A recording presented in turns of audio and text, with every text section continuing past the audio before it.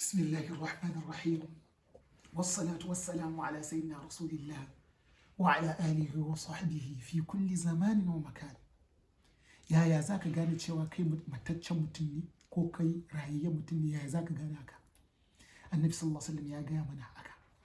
Yaya za kai mutum za ka tabbata kai ka mutu ga kanan kana rayuwa kana cin abinci kana komai amma kai mataccen mutum ne? Ya kuma za ka gane cewa a kai rayayyen mutum ne? Annabi sallallahu alaihi wasallam ya ce bambancin rayayyen mutum da mataccen mutum shine wanda ke zikiri rayayyen mutum ne, wanda kuma bai zikiri bai ambatan Allah to wannan mataccen mutum ne. To lalle akwai hadisi Annabi sallallahu alaihi wasallam da zamu karanta da yawa wanda dai bidiyon ba zai tsawo ba, da kuma falalan sadaka. Annabi sallallahu alaihi wasallam ya ce Annabi sallallahu alaihi wasallam ya ce afdalu dhikr, mafificin zikiri ambatan Allah shine la ilaha illallah, ba abun bautawa da gaskiya sai Allah. Annabi sallallahu alaihi wasallam ya ƙara gaya mana cewa abinda shi da annabawan da ya gabace shi suka fi faɗa shine la ilaha illallah. Dan uwana, abinda nake son gaya maka ka yawan ta faɗan la ilaha illallah. Kana rasulullah sallallahu alaihi wasallam yadhkuruna Allah fi jami'i ayati. Annabi sallallahu alaihi wasallam ya kasance a kowane hali yana ambatan Allah kowane hali. Hadisin ummul mu'minin Aisha take gaya mana cewa kana rasulullah sallallahu alaihi wasallam yadhkuruna Allah fi jami'i ayati. Annabi sallallahu alaihi wasallam ya kasance yana ambatan Allah a kowace hali ya kasance. To dan haka dan uwana ka kasance da yawan ta ambatan Allah. Annabi da annabawa, annabi Musa ne, annabi Isa ne, annabawa kaf gaba daya abinda suka fi a cikin ayyukansu shine la ilaha illallah, la ilaha illallah. Shi yasa Qur'ani ya ga mana ce wadh-dhakiruna Allah kathiran wadh-dhakirati a'adda Allah lahum maghfiratan wa ajran 'azima. To lalle ya uwana ko dan uwa, kakka yadda lokutanka. Annabi sallallahu alaihi wasallam ke gaya mana cikin hadisul qudsi yake ce ina zaune da wanda yake ambato na. To dan uwana, Annabi sallallahu alaihi wasallam ya ƙara gaya mana cewa la ilaha illallah kalami. Allah ya ce la ilaha illallah zance na ne, wa ana huwa kuma ni ne shi. Man qalaha dakhala ismi, duk wanda ya faɗa la ilaha illallah ya shiga kiyayewa na aminci na. Wa man dakhala ismi, duk wanda ya shiga kiyayewa na aminci na amina min iqabi, ya aminta daga ukuba na. To dan uwa, idan baka da la ilaha illallah, baka yadda baka kadaita Allah, baka zo duniya ko ka yadda da Allah, to ya zamana kuma kai kana yin faɗin la ilaha illallah. Abun mamaki, da wanda yake kafiri ba musulmi ba yau ya zo mutuwa, ya zo rasuwa, sai a lankana masa la ilaha illallah, yana faɗan aka sai ya mutu, wannan dan aljanna ne shi. kamar yadda Annabi sallallahu alaihi wasallam ya ga mana man kana akhir kalamu la ilaha illallah dakhala aljanna. Duk wani wanda karshen kalmar sai zama la ilaha illallah, wannan mutum ya shiga aljanna. Mutum ne muƙaddara yana shan giya, yana kowane iskancin da muka sani, sai ya zo rasuwa, karshen kalmar sai kasance la ilaha illallah, to wannan mutum ya shiga aljanna. Kuma shi la ilaha illallah yana da wani abu, in dai kana yawan yin shi insha Allah sai ka mutu da shi. Allah ya ba mu ikon yawan faɗin la ilaha illallah. La ilaha illallah abu ne wanda idan babu shi dama ba yi ka ba. Matukar ka zo duniya baka kaɗai ta Allah guda ɗaya ba, to kai kaman ga dama ba yi ka ba. To dan aka ina gaya mana yan uwa mu rike yawan faɗin la ilaha illallah, mu dinga faɗin la, saboda annabin da ya fi ka aka yi duniya da komai dan shi yana yawan faɗin la ilaha illallah, abin da ya fi faɗa kenan.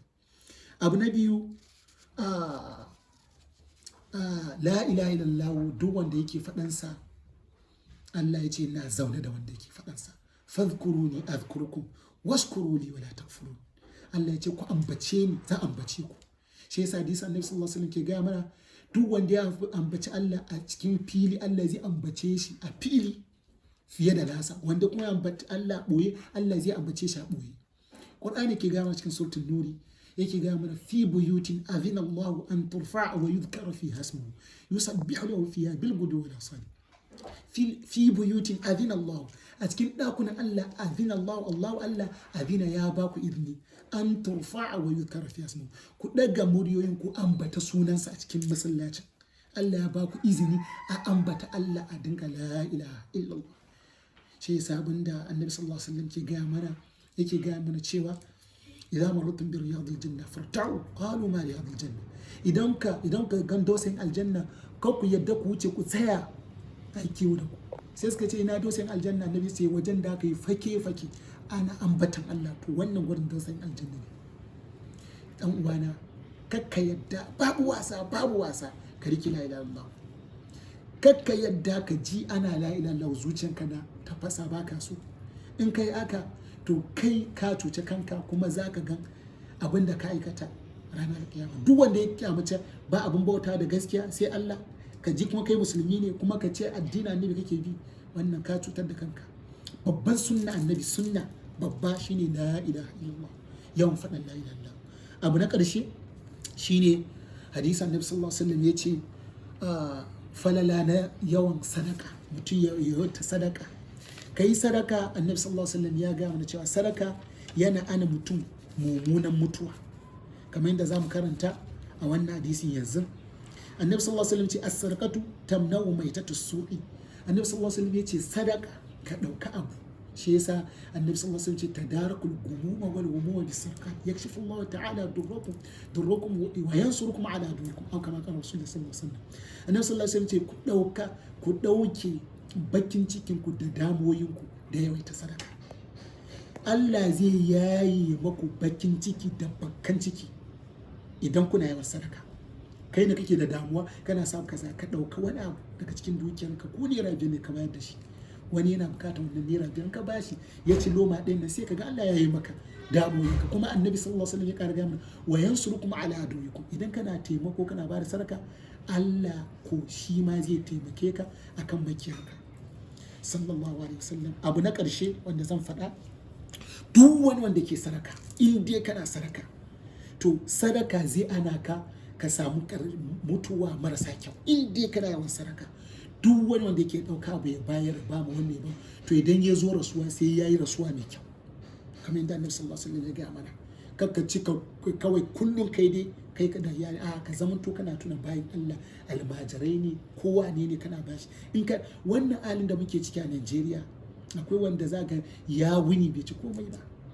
Ka tuna dan uwanka fa akwai wani mutum irinka, kuma Allah na ya mai da kai irinsa. Ka zamanto kana jin tausayi, idan kana naira 500 ne ka cinye naira 100 ka bayar saboda Allah.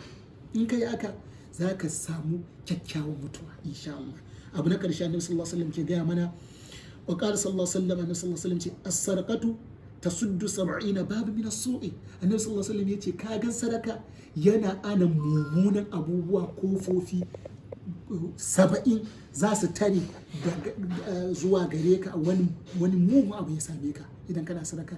70 baban, wato kofa har 70 za su ana daga wani abin da zai zo ya same ka marasa kyau. To da haka dai almuhimmu yawaita sadaka, kan mu manta da junanmu halin da muke ciki a Najeriya. Lallai idan kana wani abu marasa kyau ka rage shi.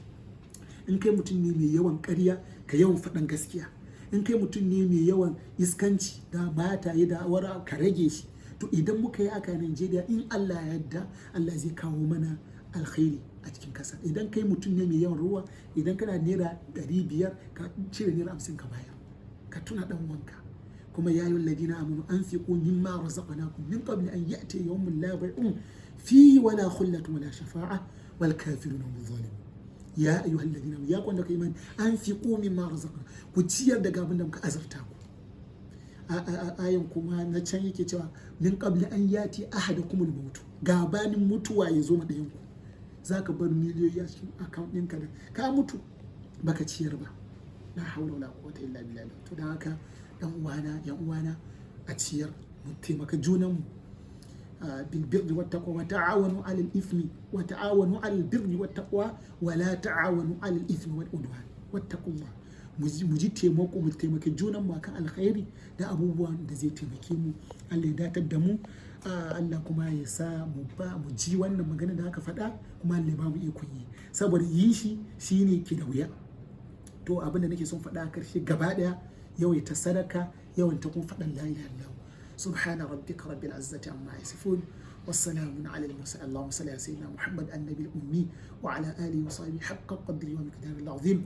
Allahumma salli ala sayyidina Muhammadin al-fatih lima ughliq wal khatim lima sabaq nasr al-haqq bil haqq والهادي إلى صراطك المستقيم وعلى آله حق قدره ومقداره العظيم. سبحان ربك رب العزة عما يصفون والسلام على المرسلين والحمد لله رب العالمين.